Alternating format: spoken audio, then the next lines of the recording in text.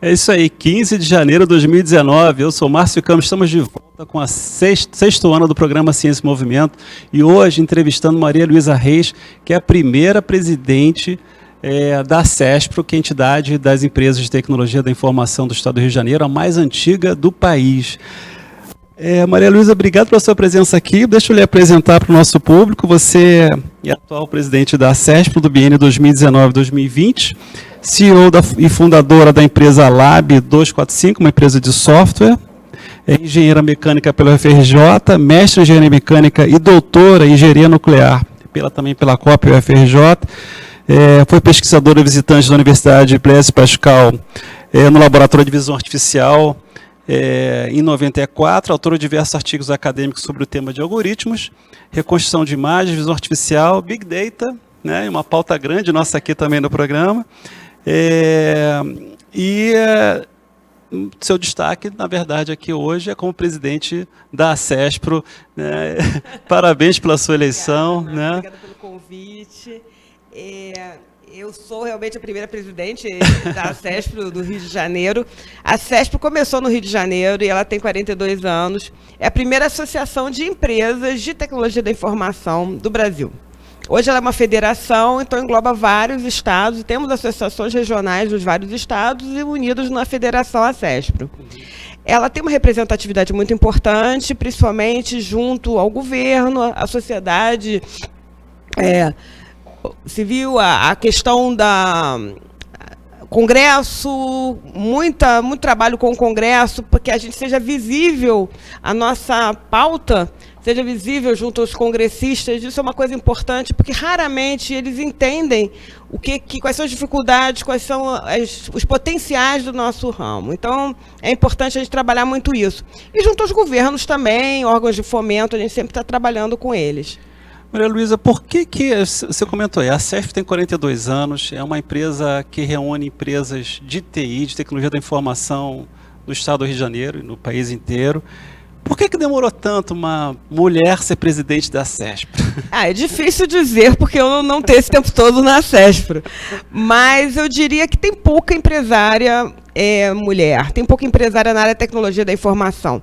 Eu sou parte de um grupo de empresárias do Itaú, né, que é famoso, Mulher Empreendedora Itaú, e eu faço parte desse grupo, e eu vejo que tem muito pouca mulher na área de tecnologia da informação.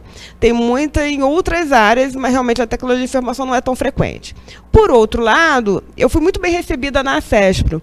Eu entrei na diretoria da CESPRO ainda na gestão do Márcio Lax, que foi há 3 anos atrás, mais ou menos no meio da gestão dele, que ele me recebeu. Que esteve aqui no programa também. Que esteve aqui, né? E ele me chamou para participar, e eu comecei a participar da diretoria. Logo em seguida, quando foi a eleição do Álvaro Cisneros, que foi o presidente seguinte, ele criou uma série de comitês, que foi muito interessante. E nesses comitês eu me candidatei a ser diretora de algum desses comitês e acabei trabalhando, e ele deu muita liberdade para fazer esse trabalho. E fui muito bem recebida no grupo de empresários homens, na maioria. Então, se existe algum tipo de rejeição ou de preconceito, na CESPRO eu não encontrei isso. Muito bom, legal. Mas que tem pouca mulher participando, tem. Eu não sei se agora, eu como presidente, vão aparecer novas mulheres que se sentem interessadas na associação, que vão achar que eu vou entender melhor quais são as preocupações dela, quais são as dificuldades das empresárias. Você é engenheira nuclear, né? Engenheira mecânica, na verdade. Na verdade, eu sou engenheira mecânica com ênfase nuclear. Ah, tá, ok. Na época era ênfase mecânica. E você, quer dizer, já é uma área... Outro dia eu li um artigo na FAPESP, na revista da FAPESP, falando exatamente do problema que as mulheres enfrentam na área das engenharias, matemática, física, que é uma área muito cercada, vamos dizer, de uma cultura muito masculina. Como é que você sobreviveu a essa... Eu não sei. Eu entrei na engenharia, na minha turma da UFRJ tinha 3 meninas. quando eu entrei no básico. Na minha ocasião, eu entrava no básico, depois você escolhia o profissional. Quando eu optei pela engenharia mecânica, aí a coisa ficou um pouco diferente. Eu era a única mulher na engenharia mecânica, em todo o curso da engenharia mecânica. Desde o momento que eu entrei até sair, não tinha outra mulher. Tanto do básico até o final.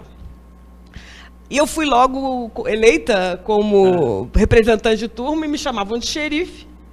E eu ficava fazendo relacionamento entre os professores e alunos. Eu tenho um lado matemático forte, que meu pai era matemático, e ele, desde criancinha, ele me desafiava com problemas diferentes, com pegadinhas matemáticas. Ele tinha uns livros do Sam Lloyd, que ele sempre perguntava alguma coisa, e eu achava aquilo engraçado e me desafiei muito com aquilo. E, para mim, a matemática é um lugar seguro, um lugar que eu me sinto confortável, muito confortável. Isso é bom, né? Eu acho que quem trabalha com informática é porque se sente confortável naquele aspecto. Mas, por outro lado, eu tenho lido também muita coisa falando de que a mulher não se sente muito confortável nessa área de ciência, tecnologia, engenharia e matemática. Eu não vou dizer, não sei por quê. Porque na minha história de criança, de colégio, até dos meus filhos, eu vi muitas professoras de matemática, de ciências, de física, de química. Eram pessoas importantes, que faziam pesquisa na área. Eu convivi muito com isso. Na engenharia não é comum. Mas, há uns 2 anos atrás, eu fui numa formatura de engenharia da UERJ, e eu contei, tinha mais moças do que rapazes. Olha. Legal. Eu achei bem legal isso. Legal. Nem todos os cursos, eram vários cursos, mas tinha mais moças que rapazes. Pouquinho a diferença.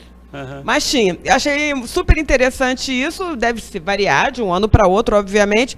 Eu acho que o mais importante é a pessoa, porque antes de ser mulher ou de ser homem, você é um indivíduo. Sem dúvida. E tem pessoas que têm aptidão para uma determinada ciência, para uma determinada atividade, e outras para outro. Então, você não se sentir acanhado porque as pessoas que estão em volta de você não são tão parecidas com você. Acho que isso é o mais importante. É de se desprender um pouco da aparência, do jeito, da atitude. Eu posso garantir uma coisa para você. Quando você está, os meninos são mais comportados. Com certeza. Tem menos palavrão, menos conversinha. Porque eu lembro que quando eu fiz informática tinha muita menina na turma. E eu vi depois com o professor que as meninas reduziram bastante nos cursos de informática. Eu acho que teve um período que teve uma queda. Não sei explicar por quê, mas eu acho que está voltando agora. Talvez porque as pessoas estão falando sobre isso e voltou. Não sei. Vamos falar um pouco então sobre a CESP agora. Vamos. Você entrou agora como presidente da CESP, tem um desafio aí pelos próximos 2 anos pela frente. O que você vai carregar, vamos dizer assim, em termos de estratégia da última gestão e a própria estratégia da CESP, e quais são os pontos que você pretende tocar na sua gestão? Participar da CESP é uma coisa muito importante, porque hoje, nós, apesar de termos na nossa associação grandes empresas como Microsoft, TOTUS, Stefanini, Halliburton ou Dataprev, que é uma estatal, mas empresas importantes nessa área, nós temos, na maioria, empresas de pequeno porte, médio e pequeno porte, mas que são empresas maduras, que não tiveram, talvez, oportunidade de financiamento, que hoje está mais fácil, porque o mercado está entendendo que isso é necessário, mas que na época elas sobreviveram e conseguiram se modernizar, mas talvez com falta dessa matéria-prima tão necessária para capitalismo, que é o capital. Né? Nada mais importante para o capitalismo do que capital. Não faz churrasco sem carne, não faz capitalismo sem capital. E elas ficaram numa situação de empresas que foram mal nutridas, mas que tinham um potencial enorme. E que elas ainda podem crescer muito se a coisa for por um outro caminho. Se a gente conseguir capitalizar. E capitalizar tem 2 caminhos, que é o investimento e é a venda. Né? Hoje, no mundo, a tecnologia da informação é a representante das maiores empresas do mundo. É a que alavanca todas as outras áreas industriais, de extrativismo, da agricultura. A tecnologia da informação está na base de tudo. Então, sem dúvida alguma, é a indústria com mais potencial. A crise hoje, que às vezes a gente vê nas ruas, com lojas fechando ou que fecharam, e que não tem a mesma lucratividade de antes, pode ser uma crise momentânea, mas pode ser também um reflexo de uma sociedade que passou a comprar online. E que hoje, as livrarias que eventualmente estão tão bem online, mas que não estão tão bem nas lojas físicas, é porque existe uma concorrência online muito importante. Porque não é somente a empresa concorrente que é forte. O consumidor mudou os seus hábitos. E a gente tem que pensar nisso. Então, eu acredito na tecnologia da informação como um fator de crescimento do nosso Estado e acredito na tecnologia da informação como um fator de crescimento para as outras indústrias do nosso Estado. Quer dizer, no momento que você entra no Mercado Livre e pesquisa um produto qualquer e você só acha produtos de São Paulo, de Santa Catarina, de outros estados, não acha o produto do Rio de Janeiro, é porque a loja do Rio de Janeiro não está anunciando lá. E isso, ela está perdendo negócio. Porque, às vezes, é o mesmo produto. Às vezes, você vai lá na loja e encontra o produto mais barato. Então, isso tudo tem que ser analisado, pensado, acredito até junto ao governador, secretário de Ciência e Tecnologia, Finanças, porque eles precisam pensar a respeito. O imposto também está saindo daqui para ir para o lugar onde está sendo vendido. E a tecnologia da informação está concentrando isso. Então, a gente tem que ter um pouco mais de protagonismo nessa hora. Protagonismo no desenvolvimento de tecnologia para atender o nosso mercado consumidor, para atender a nossa indústria, a agricultura, o extrativismo mineral, que o Rio de Janeiro é mais importante. Nós temos que desenvolver tecnologia que seja capaz de exportar, porque a tecnologia da informação é muito fácil de exportar. Né? Está online. Você vende fácil. Então, por que não fazer isso? Outros produtos, até de alta qualidade, têm uma exportação difícil. A nossa é muito fácil. Nós temos um potencial humano enorme aqui no Rio de Janeiro, né, no nosso estado.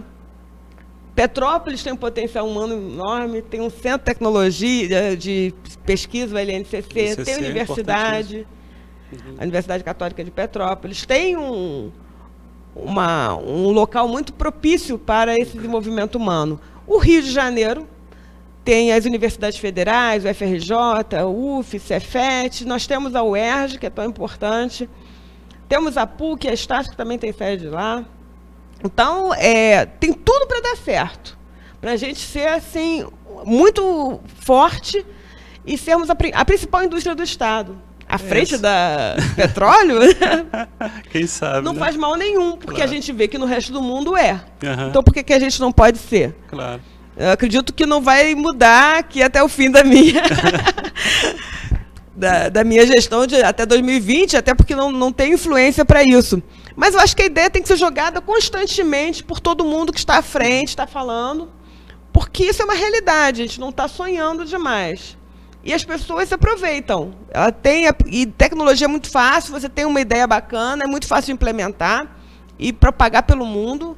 Isso está acontecendo na China, está acontecendo na Índia, está acontecendo nos Estados Unidos, mas está acontecendo em outros países, Israel. Então, é aqui o lugar que vai acontecer também.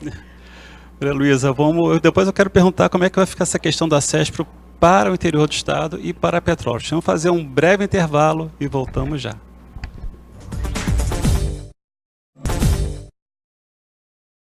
Estamos de volta com o programa Ciência e Movimento, entrevistando Maria Luísa Reis, a primeira presidente da CESPRO nos últimos 42 anos, né, de fundação da CESPRO.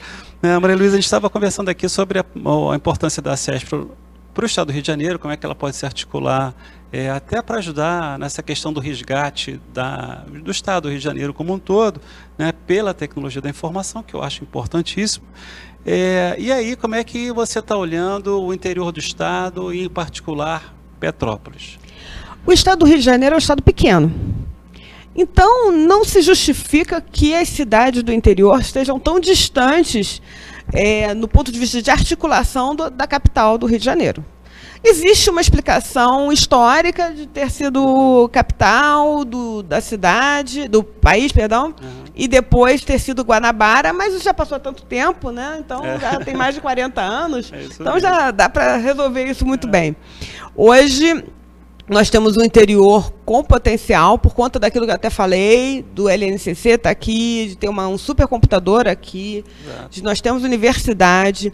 Em Teresópolis, temos uma das maiores indústrias da área de tecnologia da informação do Rio de Janeiro, que é a Alterdata, que é uma coisa muito relevante e que ela não vive da região, ela produz para o Brasil todo. Então, a gente acredita que o interior pode ter um potencial de crescer e abrigar a sua população dando empregos e capacitando mais as pessoas daqui. E, naturalmente, isso acaba gerando mais negócios internamente. Então, você tem uma indústria forte, sempre gera indústrias periféricas. Seja de cursos, porque, naturalmente, vai ter uma demanda daquele que perdeu a faculdade, que passou da data, mas ele vai querer se atualizar. Curso, área de RH, e, a partir daí, todo o resto. Toda indústria forte é muito importante. Então, o que a gente acredita? Hoje nós temos alguns polos no interior, que são o polo da Baixada Fluminense, temos o polo da Serra, temos o polo de Niterói, que é muito próximo do Rio de Janeiro, mas temos um polo também. Temos o polo de Macaé, que é da área de petróleo. Que eu saiba, não tem um polo mais lá para as proximidades de São Paulo. Mas pode ser que eu esteja errado, eu estou entrando agora, perdoe se eu não estou totalmente informada. Mas eu acho que o importante desses polos é a gente se unir. E o lema da Federação ACESP é Juntos Somos Mais. E isso é importante. Juntos somos mais para quê? Com que objetivo? Nós temos o objetivo de crescer. E por que juntos isso favorece? Isso favorece porque pequenas empresas podem se unir e passar o seu recado para a sociedade de forma mais eficiente. Seja defendendo os seus direitos, mas também vendendo. E o objetivo de todo empresário é vender. Vender com qualidade, vender com satisfação, crescer o seu negócio, ter mais lucro. Por outro lado, a cidade quer ganhar mais impostos e quer manter sua população local com um bom salário, com um bom nível de vida. Então, tudo isso está se alinhando nessa pretensão. O que eu acho? Eu estou começando, então é admissível que eu mude de ideia a respeito disso, ouvindo mais as pessoas, mas eu acredito que essas empresas que estão hoje aqui devem se capacitar para crescer, mas a gente não pode perder tempo demais se capacitando, porque quando a gente perde tempo demais se capacitando para uma empresa, ela acaba morrendo antes de começar a dar lucro. Então, a gente tem que aliar a capacitação, o coaching, a incentivos dos negócios. Incentivo dos negócios é fazer algumas coisas que eu sugeri, que é a exportação e, no caso, fazer roadshows para outros estados do país e levando pessoas daqui do interior também, mas também trazendo essas empresas para o Rio de Janeiro para participar dos eventos ativamente, dando palestras, fazendo networking com as empresas do Rio de Janeiro e trazendo empresas do Rio, trazendo empresas do Rio de Janeiro para cá, para o interior, para fomentar essa visão de empreendedorismo, de como é que a coisa funciona depois de um certo tempo. Não basta ter um startup, não basta ter uma ideia, você tem a ideia, tem um financiamento, cresce, tem seus primeiros clientes, aí começa a ter os funcionários, aí são outros problemas, e você tem que preparar a empresa para isso, a dar formação continuada para os seus funcionários, para que ele cresça, para que ele mantenha a sua tecnologia, para que se você tiver uma tecnologia diferenciada do seu concorrente, você vai ter mais gente trabalhando com você vai ser mais forte no mercado. Então, tem muita coisa que pode ser vista, mas, sem dúvida alguma, conversando, convivendo, fica mais fácil, porque o bom empresário, ele pega rápido, claro, se ele estiver próximo. Se ele estiver distante, afastado, não tem como. Então, nós temos que nos aproximar. Agora, só aproximar, só treinar, sem incentivar os negócios, não é atrativo, não é atraente. Você não quer, eu quero ganhar dinheiro, eu quero vender. Claro. Então, a gente vai incentivar esse trabalho de venda do interior, mas vai incentivar o relacionamento, porque eu tenho certeza que a partir do relacionamento as coisas fluem. Maria Luísa, obrigado pela sua entrevista. Sucesso aí no seu caminho como presidente, primeira presidente da CESPRO. Né? Conte com a gente aqui com o programa para apoiar no que for necessário. O público sabe, a gente apoia a Rio Info aqui no interior do estado. Fomos um dos incentivadores de trazer a Rio Info aqui para o interior. E a CESPRO também, a gente tem feito uma pauta aqui justamente para que as pessoas fiquem conhecendo melhor a importância da tecnologia da informação nos negócios. Parabéns pela sua presidência. Obrigada. E peço às empresas que participem da associação, vamos incentivar, realmente juntos somos mais e a gente não pode perder o bonde. Obrigado pela entrevista. Obrigada. Estamos encerrando o programa Ciência em Movimento, você sabe, ao vivo toda terça-feira às 10 da manhã, com reprise aos sábados às 22h30. Obrigado pela sua companhia, até a próxima, um forte abraço, tchau.